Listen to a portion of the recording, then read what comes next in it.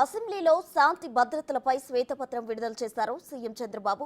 ఈ క్రమంలో వైసీపీ అధినేత జగన్ కు చొరకలు అంటిస్తూనే పలు అంశాలపై ఆసక్తికర వ్యాఖ్యలు చేశారు.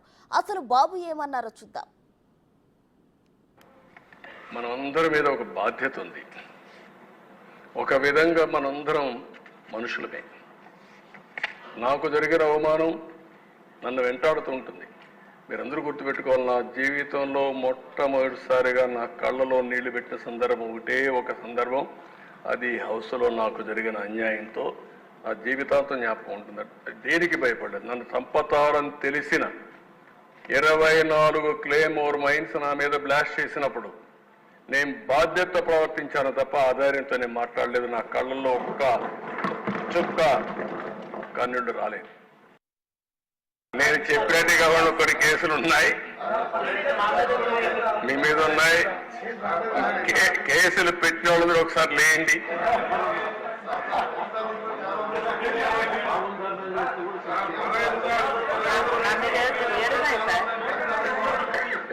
చూసారా దేశ 7 కేసులు ఉన్నాయి. అంటే రాజకీయ పోరాటం చేసిన వాళ్ళందరిపైన కేసులు పెట్టారు. అంటే ఇంకెప్పటికీ బయట రాకూడదు అనుకున్నారు, కానీ నేరుగా ప్రజలు ఆలోచించి అసెంబ్లీ పంపించారు దేశ అందరినీ. మెజారిటీ మీరు చూశారు.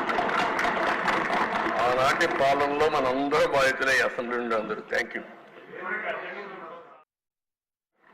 నేను అడుగుతున్నా ఈ సందర్భంగా, వాళ్ళ పార్టీకి సంబంధించిన 2 కార్యకర్తలు మొన్న గంజాయి దాగి ఆ గంజాయి మత్తులో చంపాడని వాళ్ళ మాజీ ఎమ్మెల్యే ఒప్పుకుంటే దానిపైన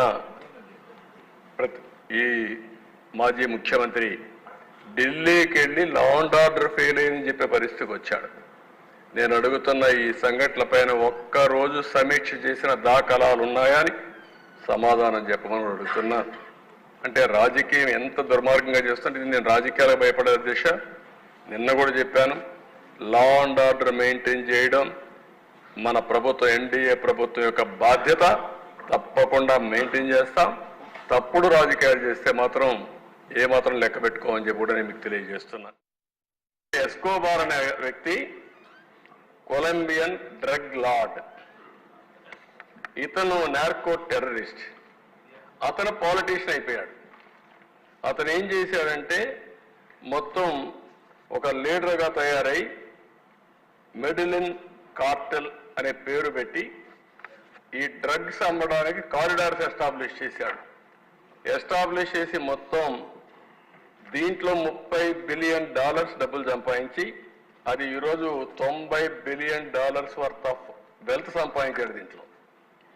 ఇది సంపాదించిన తర్వాత మీరు ఒకసారి చూస్తే 77లో అరెస్ట్ అయ్యాడు. 80లో number 1 and richest drug lord of the world.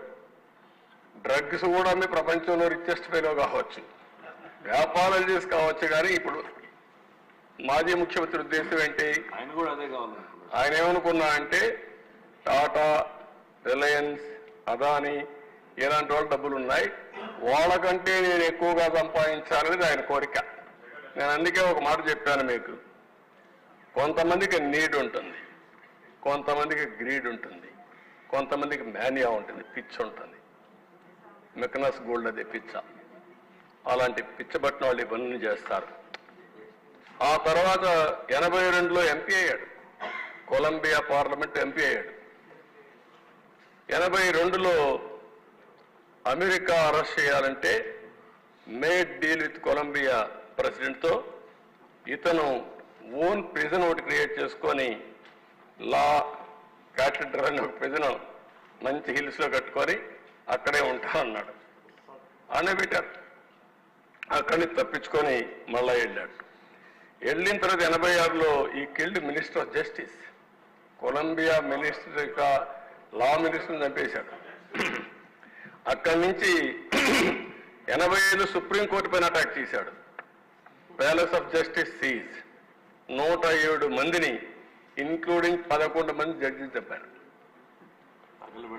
తగలబెట్టారు. నాకు తెలియదు, ఇవన్నీ చూడాలి. సినిమా కూడా ఉందంట, బాగుందా? అది చూడాలి ఇప్పుడు మీరందరూ కూడా. రాష్ట్ర ప్రజానికి మొత్తం చూడాలి. 89లో killed president for expelling Escobar from politics. నేను మిమ్మల్ని కోరేది, ప్రజలు మనకు అధికారం ఇచ్చారు. అధికారం ఇచ్చింది ప్రతీకారాన్ని తీర్చుకోవడానికి కాదు. మళ్ళీ చెప్తున్నా, ఎమ్మెల్యేలు అవుతానని మనకు అనిపిస్తుంది. ఇన్ని రోజులు వాడు వేధించాడు, నా కార్యకర్తలు ఆనందంగా ఉంటారు, నేను కూడా వేధిస్తే నా కార్యకర్తలు తృప్తి పడతారనుకుంటారు. కానీ అది మాత్రం చేయొద్దండి. మనకు అధికారం ఇచ్చింది ప్రజలకు సేవ చేయడానికి, తప్పులు చేసిన వాడిని శిక్షించడానికి. శిక్షించే బాధ్యత ప్రభుత్వాన్ని, సేవ చేసే అవకాశం, బాధ్యత మీదిగా తీసుకోవాల్సిందిగా మరొక్కసారి కోరుకుంటూ, ఎక్కడా దీన్ని ఉపేక్షించం. ఒకవేళ కానీ మన వాళ్ళు తప్పు చేసినా ఏమనుకోవద్దని మొన్నైతే పవన్ కళ్యాణ్ గారు చాలా స్పష్టంగా లేజిస్లేటివ్ పార్టీ మీటింగ్లు చెప్పారు. ఇక్కడ కూడా మొన్న కూడా చెప్పారు. నేను మనస్ఫూర్తిగా అభినందిస్తున్నా. ఆన్ రికార్డ్, ఒకవేళ అలాంటి తప్పు జరిగితే నేను చేసినా మొదట నా మీద యాక్షన్ తీసుకోమని చెప్పిన వ్యక్తి పవన్ కళ్యాణ్ గారు. అది ఆయన యొక్క సిన్సియారిటీ.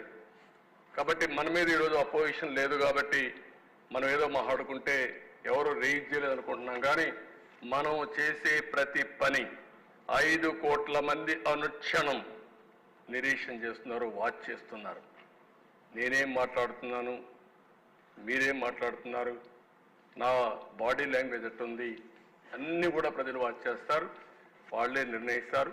దయచేసి మీరు గుర్తుపెట్టుకోవాలి, మనం జవాబుదారీతనం ఈ హౌస్ 5 కోట్ల ప్రజలకి.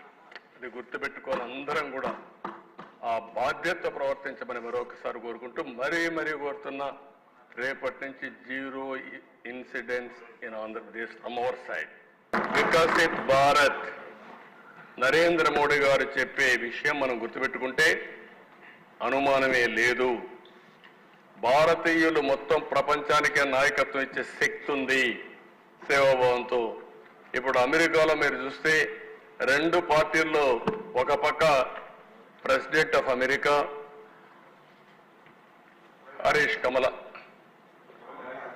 కమలా హరీష్ గారు ఈరోజు పోటీ చేసే పరిస్థితి వచ్చారు. ఇంకొక పక్క ఆ పార్టీలో కూడా వైస్ ప్రెసిడెంట్ వైఫ్ తెలుగు అమ్మాయి. అంటే ఎక్కడికక్కడ శక్తివంతమైన, ప్రభావవంతమైన భారత జాతి యొక్క సంతతి ప్రపంచం అంతా వెళ్ళే పరిస్థితి వస్తూ ఉంది. One of the best democracy in the world India. అలాంటి డెమోక్రసీలో మీరందరూ గుర్తుపెట్టుకోవాల్సింది, ఈ హింసకు తావు